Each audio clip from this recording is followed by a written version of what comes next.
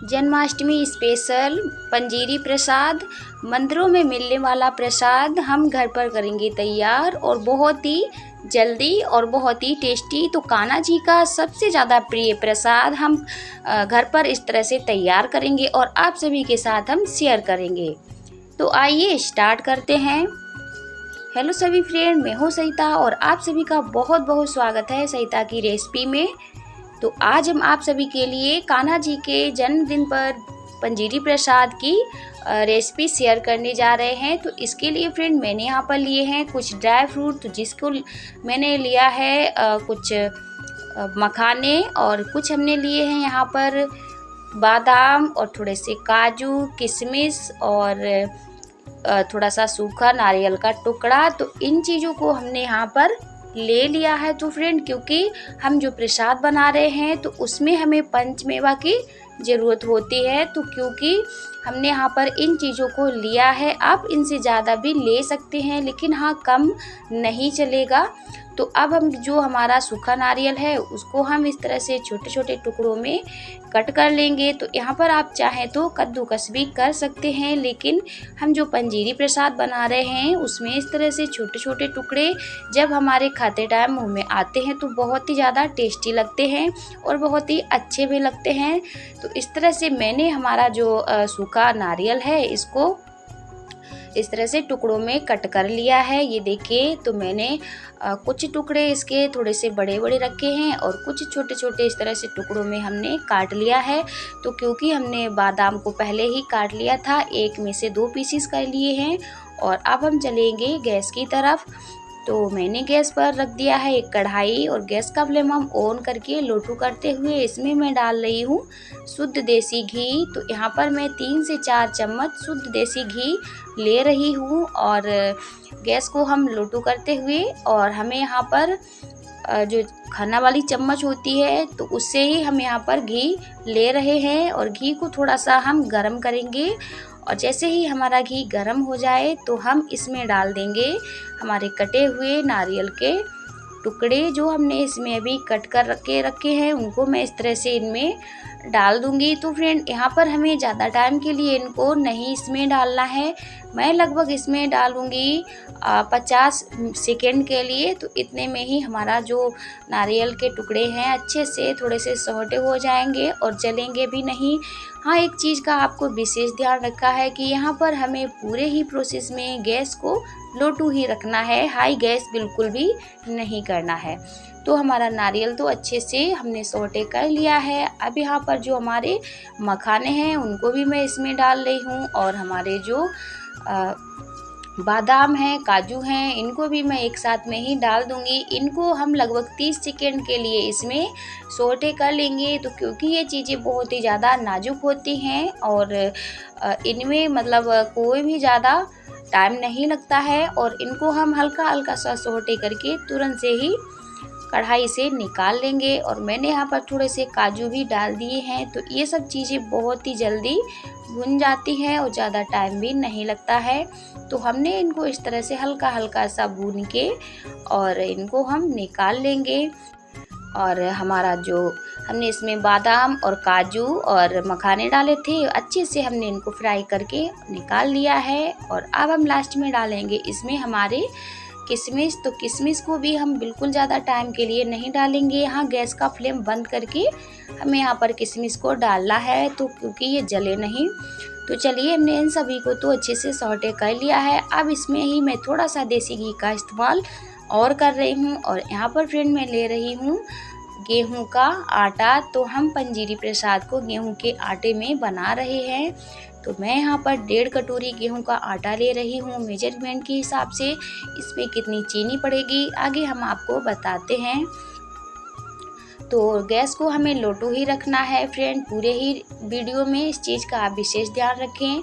और आटा को हमें बढ़िया से भून लेना है। आटा को हमें कितना भूनना है कि जब तक इसमें एक अच्छी सी खुशबू ना आने लगे और जो हमारा आटा है वो हल्का हल्का सा लाल ना होने लगे, हमें तब तक इसे भूनना है। यहाँ गैस को हम कम ही रखेंगे। तो इस तरह से हमें चलाते हुए इसको भून लेना है। तो फ्रेंड, पंजीरी हमारे यहाँ गेहूं के आटे से ही और पंचमेवा से बनती है। तो मैं वो पंजीरी आप सभी के साथ शेयर कर रही हूँ कान्हा जी के जन्मदिन पर।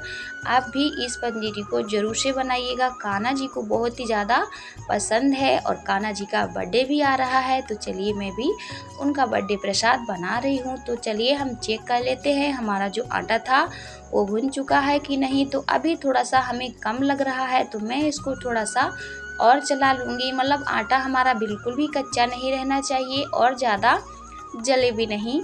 तो इस तरह से हमने हमारे आटे को बढ़िया से भून लिया है। इसमें एक बहुत ही अच्छी सी खुशबू आने लगी है और इसका कलर भी चेंज हो गया है। तो गैस को हम बंद करके और लगभग 15 सेकेंड के लिए इसको इस तरह से हम चलाते रहेंगे कि जो हमारा आटा है वो कढ़ाई में जले नहीं। तो अब यहाँ पर फ्रेंड मैंने लिया है चीनी मिठास के लिए। तो मैं यहाँ पर 1 कटोरी चीनी ले रही हूँ और इसको डाल रही हूँ मैं मिक्सी के जार में। तो इसको हम ग्राइंड करके पाउडर बनाएंगे। आप चाहें तो पिसी हुई चीनी का भी इस्तेमाल कर सकते हैं। तो फ्रेंड, मैंने जो चीनी है थोड़ा सा इसको मोटा मोटा रखा हुआ है क्योंकि ज़्यादा बारीक हम नहीं करेंगे।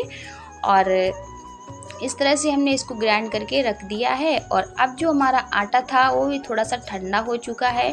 तो जो हमारी आटा छानने वाली जो छन्नी होती है उसमें डालकर हम इसको छान लेंगे। तो क्योंकि इसमें डस्ट वगैरह निकलेगा तो वो हमारी पंजीरी में बिल्कुल भी अच्छा नहीं लगेगा। तो मैंने अच्छे से आटा को छान लिया है। और अब जो हमारा चीनी है पिसी हुई इसको हम इसमें डालूंगी। तो फ्रेंड, मैं यहाँ पर 2 चम्मच चीनी छोड़ रही हूँ क्योंकि हमारा जो पंजीरी है वो बहुत ज़्यादा मीठा भी नहीं अच्छा लगता और बहुत कम भी मीठा अच्छा नहीं लगता है। तो फ्रेंड, मेजरमेंट के हिसाब से मैंने 1.5 कटोरी आटा लिया है और उसके हिसाब से मैं यहाँ पर ले रही हूँ 1 कटोरी चीनी। तो जिसमें मैंने 2 चम्मच चीनी बचा दिया है। तो इस तरह से फ्रेंड हमें मेजरमेंट का ध्यान रखना है। और हमारा चीनी और जो पंजीरी है उसको मैंने इस तरह से मिक्स कर दिया है। तो चलिए हम भगवान जी का प्रसाद बनाते हैं इसका। तो मैंने यहाँ पर जो ड्राई फ्रूट रखे थे उसको भी मैं इसमें डाल दूँगी। तो फ्रेंड, मैंने इसमें 5 ही ड्राई फ्रूट लिए हैं क्योंकि पंचमेवा होने ही चाहिए हमारे पंजीरी प्रसाद में। आप ज़्यादा भी ले सकते हैं लेकिन कम मत लीजिएगा। तो इनको भी मैं बढ़िया से इनमें मिक्स कर दूंगी। पूरे ही पंजीरी में हमारे ड्राई फ्रूट को अच्छे से हम मिक्स कर देंगे इस तरह से चम्मच से चलाते हुए। तो अब हमने इसमें अच्छे से मिक्स कर दिया है और हमारा चीनी और काजू बादाम किशमिश थे इनको भी डाल के मिक्स करके और थोड़ा सा हमने इन चीज़ों को बचा लिया था ऊपर से हम डेकोरेटिंग करने के लिए, हमारा पंजीरी प्रसाद देखने में भी और ही ज़्यादा बढ़िया लगे। तो इस तरह से हमने कुछ टुकड़े गरी के बचा कर रखे थे, मतलब बड़े बड़े काटे हैं और कुछ छोटे छोटे काट के इसमें डाल दिए थे। तो बड़े बड़े टुकड़ों से हम इसको थोड़ा सा डेकोरेट कर देंगे। तो ये लीजिए, हमने हमारे पंजीरी को ऊपर से भी इस तरह से डेकोरेट कर दिया है। तो अब यहाँ पर हमारा जो पंजीरी है वो अभी भी पूरी नहीं बनी है, मतलब अधूरी है। हमने यहाँ पर एक चीज़ का इस्तेमाल नहीं किया है जो कि हमारे पंजीरी प्रसाद में बहुत ही ज़्यादा ज़रूरी होता है और उसके बिना हमारी पंजीरी बिल्कुल ही अधूरी होती है। मतलब तो वो क्या चीज़ है, आइए आप सभी को हम बताते हैं। तो फ्रेंड, मैंने यहाँ पर लिया है तुलसी जल और इसके बिना हमारा पंजीरी प्रसाद बिल्कुल ही अधूरा होता है। तो आप भी इसको ज़रूर से डालिएगा। आसानी से मिल जाते हैं गांव में, घरों में, और पूजा सबके घर में होती है तो तुलसी आराम से मिल जाती है। तो कभी भी आप इस तरह से पंजीरी प्रसाद बनाएं, उसमें तुलसी जल को ज़रूर से ही डालें। हमारे भगवान जी को बहुत ही ज़्यादा पसंद होता है। और इस तरह से हमारे घरों में कथा भागवत होती है तब भी हम इसी तरह से पंजीरी बनाते हैं। तो अब हमारी जो पंजीरी थी वो बिल्कुल परफेक्ट तरीके से बनकर एकदम तैयार हो चुकी है। हमारे कान्हा जी को भोग लगाने के लिए पंजीरी बिल्कुल बन चुकी है। तो इस तरह से आप सभी भी इस पंजीरी को ज़रूर से बनाइएगा। तो चलिए हम आपको दिखा दूँ।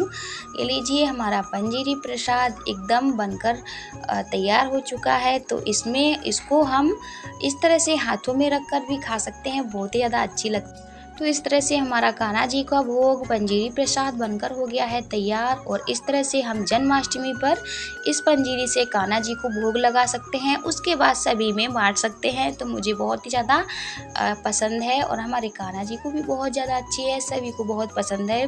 तो फ्रेंड, आप सभी को हमारा वीडियो कैसा लगा है प्लीज़ कमेंट बॉक्स में ज़रूर से बताइएगा।